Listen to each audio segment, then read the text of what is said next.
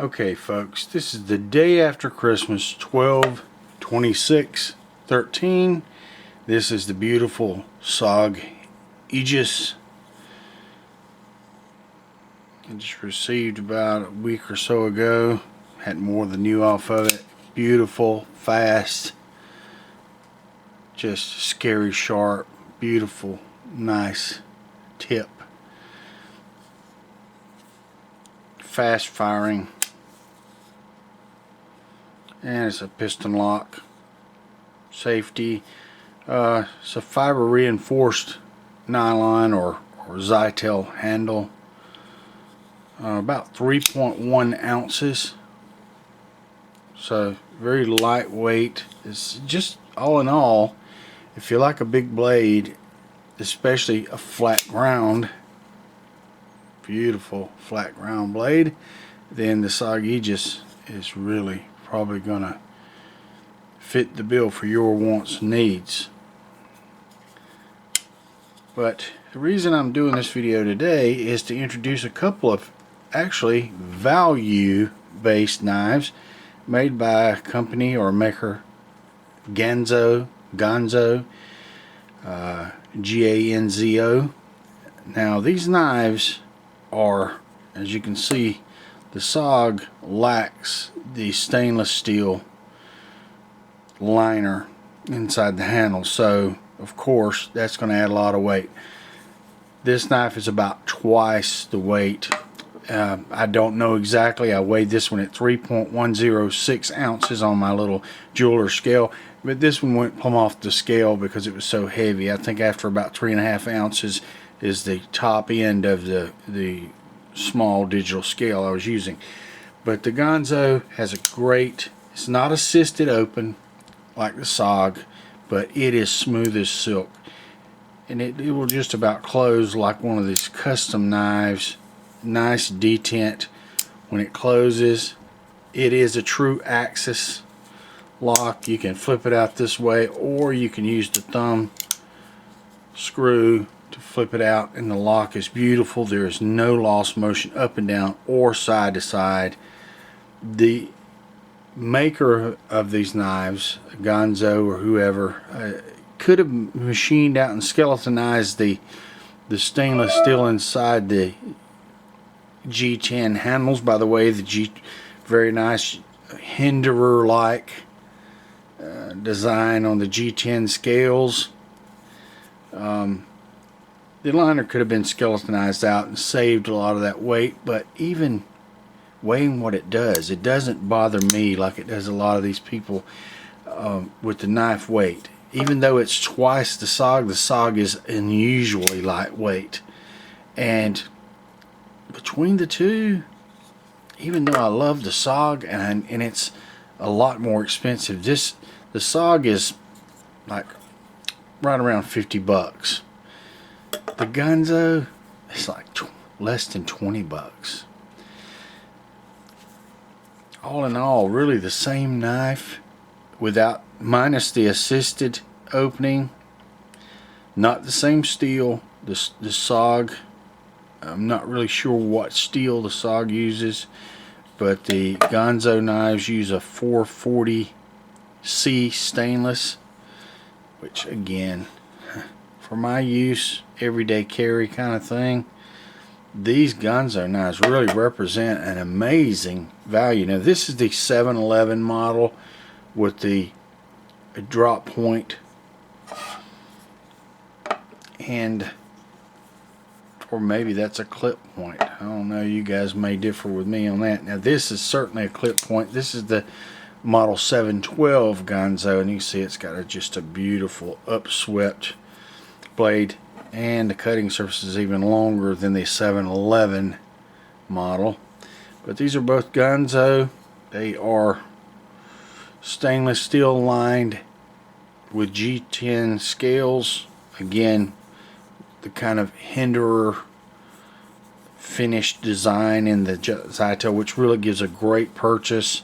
There's no jimping on the 711, which do I miss it? Yeah, because there's been so much made out of jimping. I've gotten to where I notice it, and I really feel you know, the usage of the jimping up here, but with this handle built the way it is, you really get a great purchase on this Ganzo 711, at least with my medium-sized hands, without the jimping. Now the 712 does, however, have jimping on the thumb ramp of the blade, and it has an extra curve at the back of the handle. It's just absolutely wonderful. I mean, I just amazed to say that these blades represent a value almost equal to, in my unlearned mind, as the SOG Aegis. If I were to put this up there, I'm sure I'd get a lot of comments from left and right field and all in between about this, but just from my point of view, the greatest difference is the weight. This one's 3.1 ounce. These are probably on the order of about 6 ounces, between 5 and 6 ounces each.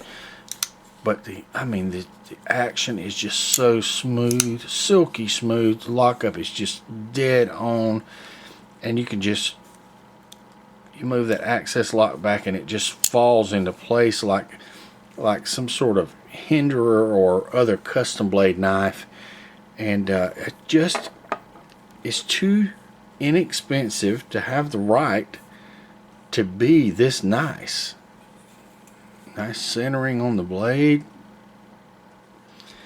There's no I took the pocket clips off of these because I put them down in my pockets. I like the way it feels without the clips. This one's still a little tight. I've had it 2 days less than this model 711, and so I have to give it just a little bit more of a flip to get it to flip out, but it's not very much.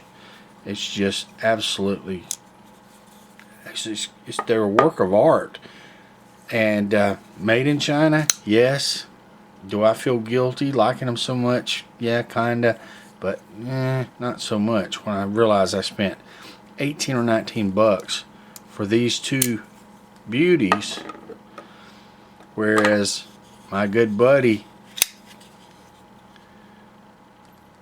spent 50 bucks on this one at a real sale price. They retail for about 95 bucks on the SOG side. But even at 50, about half off retail, that's still, you know, it's worth it. The SOG is great. It's worth it, and it is assisted open. You can see that thing, it just really just snaps out there pretty quick. But I can get the blade on the Ganzo out there just as fast with a little thumb action. The spring-loaded part of the Ganzo axis lock is a little strong, the spring to pull out. See how nice that blade is when I pull it out. Look how it just falls and that thing is just like it's on ball bearings. They're really great pieces as far as value-based Chinese-made knives. And they don't say made in China on the blade like a lot of them do, these clone blades. But I felt compelled to make this little home video showing the Ganzo model 711 and model 712 folders. Bought them from a place called Fast Tech online. It took about 20 days to receive the 711, even though I ordered them both the same day, separate orders. 711 got here in 20 days, and the 712 followed 2 days later. But really, just great examples of everyday carry. If you're not going to be upset over a couple ounces, you're going to find that they represent almost an equal value that the SOG does.